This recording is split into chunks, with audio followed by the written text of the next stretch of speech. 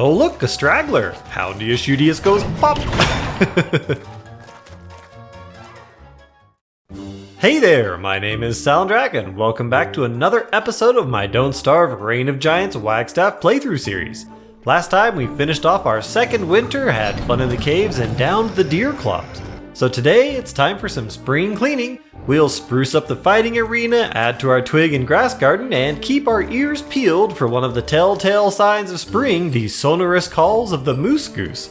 But will we face the final of the 4 seasonal giants? Let's find out! Ah, spring, the season of angry bees, sprouting lure plants, and endless rains. I've got a couple of infrastructure projects planned for today and will mostly spend my time on the surface as I don't want to miss any opportunities for the MooseGoose to arrive. You may recall from the first episode of this series that I have 4 goals for the series, and they are kill each seasonal giants at least once, fully explore and clean out at least 1 ancient ruins, visit the Shadow Throne of Adventure Mode, and tame a beefalo. So far we've made pretty good progress on 1 of the ancient ruins and killed 3 of the 4 seasonal giants. We have yet to venture into Maxwell's Door for Adventure Mode, but I will spend some time gathering materials for a future beefalo taming session, probably in the coming fall. But the first thing I want to do in today's episode is something I normally do in the first season or 2 in a new world: conscript some pigs as a local elite strike team. In other words, smash a bunch of pig houses and relocate them in a more convenient location. I normally use these pigs as lumberjacks, but since Wagstaff has a thumper, haven't needed to. Aside from that though, they're good at taking down vargs and ucuses, and of course evolving to their second stage werepigs so they can be further evolved into their ultimate form, meat and pigskins, the latter of which I have low stockpiles of and need a resupply. So after getting situated a bit the first day, I spend the night cooking up a bunch of excess monster meat for some pig evolution while smashing houses. Day 110 arrives and I head out into the forest just north of base to start busting things up. So long as I have monster meat, I'm going to go ahead and evolve the pigs while taking their houses. Waste not, want not. By the time I get to house number 5, I'm out of monster meat, so I just kill the pig as he emerges from the rubble. Since you get half the crafting materials from each smashed house, every 2 busted homes allows you to make a new one. While heading out to the road, I see a suspicious dirt pile and decide to follow it. When I try taming a beefalo, I think I'll go for an ornery one. They're just so silly looking. And we'll need several more steel wool from Ucus to make a war saddle. Turns out this trail just leads to a qualiphant though, and as I have plenty of meat at home, I just leave him here and then head up to the mosaic wormhole, which leads to the southern spider forest and more pig houses. Night falls and I pre-craft 1 pig house to free up a little bit of inventory space and then hop in the wormhole. The temperature is still low enough that freezing is possible, and with all the nocturnal spiders about, I move off a little ways, drop a campfire, and wait out the rest of the night while sipping my coffee. Just before dawn, I head out to find my first victim, I mean volunteer. I don't worry about killing most of the pigs as the spiders are taking care of that for me, but I do make sure to pick up the materials, especially the pigskins, as soon as possible, as both the spiders and the pigs will eat those. Soon I've got about as much materials as I can carry and my hammer breaks, ending the expedition. So I move on to another task for the season, further increasing the size of my sapling and grassy tuft gardens. As I understand it, twigs are one of the best foods to use while taming a beefalo, so I'll want to stockpile them ahead of time, and the easiest way to do that is a big garden right at base. I also grab green mushrooms while heading out of the forest as my sanity was a bit low. A quick jog through the killer bee fields and soon I'm home again. Cooked green caps get my sanity most of the way up, and jerky provides further healing and sanity. Saplings get planted as night falls, and a little bit later I head over to Thumper to harvest my trees as I'm planning to also expand my storage to a 3rd row of chests. I have to dodge a red bee at the end of picking things up as well as while replanting the trees, and I'm wondering if I need to plant more flowers north of the bee boxes so they don't wander down here so much. Add that to my list of chores.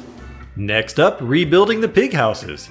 I decided to put them a bit to the left of base, this way they'll help clear out the frogs from last spring's frog rain, as well as keep the walruses in check during the winter. Looks like I didn't get all the boards while in the forest, so I craft some more and add a couple of skins from my stores to finish the project. All told, I end up with 8 houses, and the next morning I set up a bait pen to ensure they'll stay outside all the time, ready to serve at a moment's notice. Unless, of course, they all get killed by the frogs. But hey, looks like the pigs did pretty well against the amphibians. The bait pen gets finished just after dusk, but the pigs had already turned in for the night. When they come out tomorrow though, they'll see the pigskin in the pen and then spend every waking moment trying to get it, even when they should be going to bed.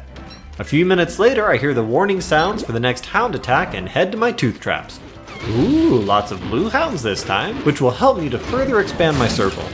As I explained in my hounds video in the Beginner's Guide series, a nice circle of tooth traps is a great way to deal with hounds, particularly once the attacks reach their highest level at 101 days. I grab more cut grass from the garden during the night, then finish placing the new traps just after dawn of day 114. Lure plant, what are you doing so close to my base? Can't allow that to spread and gobble up my garden. There's actually some ways to use lure plants to auto-harvest things for you, but I've never bothered with setups like that. Next up, more Pigman evolution. I only have enough monster meat to evolve 2 of them, and first grab a straggler that hasn't noticed the bait pigskin yet.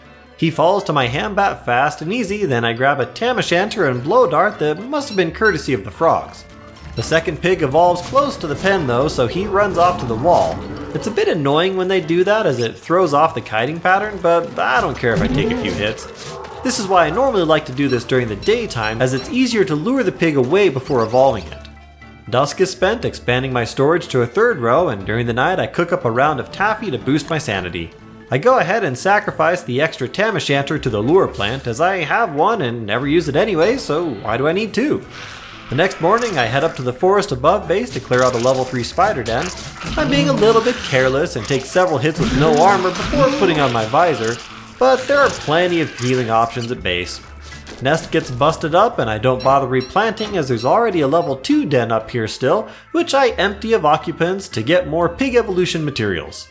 Trees are sufficiently grown that I go ahead and activate the thumper again, and once I'm done cleaning up and replanting, I'm back to a good stockpile of logs. The next morning I go ahead and expand the carpeted turf under the storage. It looks nice and prevents eye plants from spawning on it. A few more pigs get evolved, and then during the night I move on to my next turf related project, placing cobblestone under my fighting arena. There's lots of rocky turf just west of the pig houses, so I dig up 2 stacks, then combine it with boards to make cobblestone turf. Digging up the turf with all the tooth traps is a bit annoying, but moving the traps would have been even worse. The project takes most of the day, but soon I've got speed boosting cobblestone under my arena for added maneuverability during hound attacks. But there's still one more defensive mechanism I want to add, and for that, we'll need to head back to the ancient ruins. So the next morning I grab my Deerclops eyeball and a few other supplies and prepare to set off to the sinkhole, but get delayed by another hound attack. Oh well, looks like I get to test out the cobblestone. Only 7 hounds this attack, which is the smallest the attacks can be at this stage of the game, and I go ahead and add a few more traps, top up my critical survival materials, and then head off to the sinkhole and hop on in. This will be a quick trip, but right off the bat I get ambushed by a worm attack. But since it's night and there are bunny hutches along my path, I just lead the worms to the bunny men and let the furballs deal with the worms.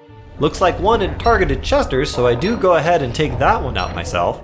The bunnies didn't fare so well, but I say farewell so I can move on to the ruins level, where I'm greeted with another worm attack. No bunnies to help out here, and I'm pretty sure my rock lobster family is over in the labyrinth, so I'll have to take them down myself. I make a fire, put on my log suit, and wait for the worms. Looks like I've got 3 of them, which can make them a little tricky, so I go ahead and double up my armor. The trick with these guys, like fighting multiple tree guards at once, is to get their attacks synchronized. I get hit a few times and also have to run around to get them synced back up, but before long they're all dead and I have a large influx of monster meat, which of course can be turned into pierogies pretty easily down here in the caves. I take a few minutes to inventory my inventory, then hear the nightmare cycle change sound. Pretty sure it's the nightmare phase since the ground got a little more color contrast. So I hang out at base a little more, pick up the valuables from an earthquake, run off to get some blue mushrooms, top up my sanity, and then head off to the sacred biome. On the way I find my little rock lobster family, they're up to 4 now. I decide to mine down the ancient statues along the way, also taking down some white spiders that had followed me from the labyrinth. I'm striking out on fancy gems though. The statues oftentimes have no gem, but according to the wiki, if they have a gem, it changes color with each nightmare cycle and each time you reload the game, though I generally don't bother with that and just take whatever I can get. I make it over to the fully functional ancient pseudoscience station, activate theatrical lighting, and craft the Houndius Shootius. I also make a Thulecite club and then run around mining more statues and gathering up the free nightmare fuel. I finally get a green gem. This can be used to make a construction amulet, or if I get a second one, a deconstruction staff, both of which can be used to further maximize the amount of stuff you can make by decreasing the cost or recovering more of the crafting ingredients respectively. The lights are now on so I can see the gem color, but then the nightmare phase starts, so I decide to head out since I don't want to get stuck being chased by shadow monsters. Back at camp, I organize the treasures. No need to bring the green gem and Thulecite to the surface, as you can't craft them anywhere except the pseudoscience station anyways, and then start heading back to the surface.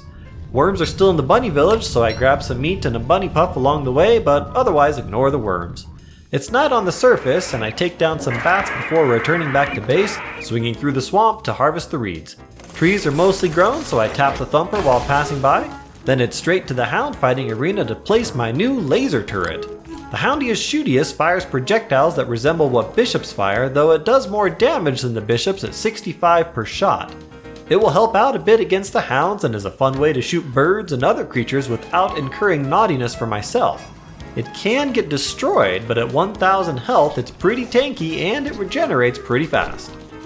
Night falls and it's a full moon, so after storing some loot, I decide to run over to my pig houses and test out my new Thulecite club and armor. The armor has the highest durability of any in the game at 1800 points, and it absorbs 90% of incoming damage while also boosting your sanity while worn. So not quite as high a damage reduction as Shadow Armor or the Marble Suit, but it has perks rather than drawbacks. The club does as much damage as a fully fresh ham bat, has 150 uses, and boosts movement speed when held, and summons little shadow tentacle thingies that will also attack whatever they're close to, making the club potentially the highest DPS weapon in the game, but the tentacles do drain sanity when you're near them. I don't like to use these regularly though, as they're pretty valuable and the metallic clanking of the armor is a bit annoying, so back into a chest they go. I spend the rest of the day doing chores around base, replanting my trees, harvesting some honey, and then make a couple of bug nets for my next project, catching more butterflies to plant as additional flowers above the bee boxes. Another full moon means more werepigs that have respawned since last night, but this time I just tank them with the log suit and use a dark sword. They end up eating a few of the drops, but that's fine. I still end up with 4 more pig skins and 7 more meat, farm working as intended. A round of taffy gets made to boost my sanity, and then day 123 arrives and I go butterfly hunting. By the time it's dusk, I've got 13 of them, which should be plenty to keep my bees happy and encourage them to not wander over by my base. During night, I head over to my summer camp while picking grass along the way. Summer is almost here and I want to take stock of what all I have over there. I remember last summer noticing that a few of the Volt goats had gotten killed by the local lure plant. I didn't think much of it at the time, but afterwards wondered if the herd had been exterminated. And yep, no more Volt goats for me, sad day. In DST, you can actually get a new Volt goat by tracking suspicious dirt piles in the Oasis Desert during a spring rain, but I don't believe that works in single player. Oh well. All the same, I exact retribution on the lure plant and then warp back home. I finally get around to chopping down a few trees that were just outside of the Thumper's range. I've been a bit disappointed at the lack of tree guards spawning from the Thumper. I think that's only happened like once or twice before. Summer base needs more tooth traps, so I grab some hound's teeth and head back to the desert, getting more different grass along the way. I'm actually not planning on spending much time on the surface this next summer, as I want to finish clearing out all of that ruins by the pig village, and if I can get a lazy explorer made, maybe try that other cave that had the unreachable sections. New tooth traps get placed and I've got a good half circle formation going, and then I warp back to my regular base. I spot another suspicious dirt pile near the twig patch and feel compelled to follow it. Again, I need more steel wool if I end up taming an ornery beefalo. Sadly, it's just another koalefant who happens to be in a swamp, so I decide to be sadistic and chase it on top of a tentacle. Although the koalefants hit pretty hard, the faster attack speed of the tentacle drops the meat bag pretty fast. I was going to wait for the pig to die too, but the sound of incoming hounds and an opportunity to see my Houndius Shootius in action sends me running back down the road. The hounds arrive just as I'm getting close to base. I dodge a couple, then make it to the tooth traps, and lickety-split, the hounds are down. The tooth traps were so effective that the Houndius Shootius only managed to get off a single shot, but then I find a straggler that gets zapped. Maybe at some point I'll make a bird hat and then farm birds. Traps get reset and a few more get made to plug the holes of the ones that had broken. The next day I decide it's been a while since I slaughtered some gobblers, so I head up to the berry patch. I only get 2, but that'll be enough to make a couple of meatballs, which I make a round of. I've got a ton of stale monster meat, so I go ahead and cook that on the fire, and then I go ahead and craft a chilled amulet for the upcoming summer. I've never really used this item much before in the past, but recently made a summer guide where I learned just how useful they can be. And since I don't like using non-goggle headgear on Wagstaff, the amulet will work great to cool him down, especially down in the caves where I'm planning to spend most of the summer. I also want to make some care packages, but I'm out of honeycomb, so I head down to the killer bee fields. I just tank them with the log suit, trying to spread them out a bit, but otherwise not worrying about taking a little damage. 2 hives get taken down, then I warp back to base. Existing wax paper along with 2 new ones all get converted to bundling wraps, then I go ahead and toss a bunch of food into one as day 127 dawns, bringing with it summer. More food goes into a second one, and the third I just fill with a bunch of logs. So it looks like I'll have to play at least another full year to try to get my MooseGoose, and I decide to call it a day for this episode. Going forward, I think I'll stick to a single season per episode.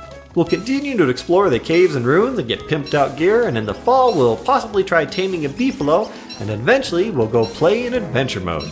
Thanks for watching, and I'll see you in the next one. Cheers!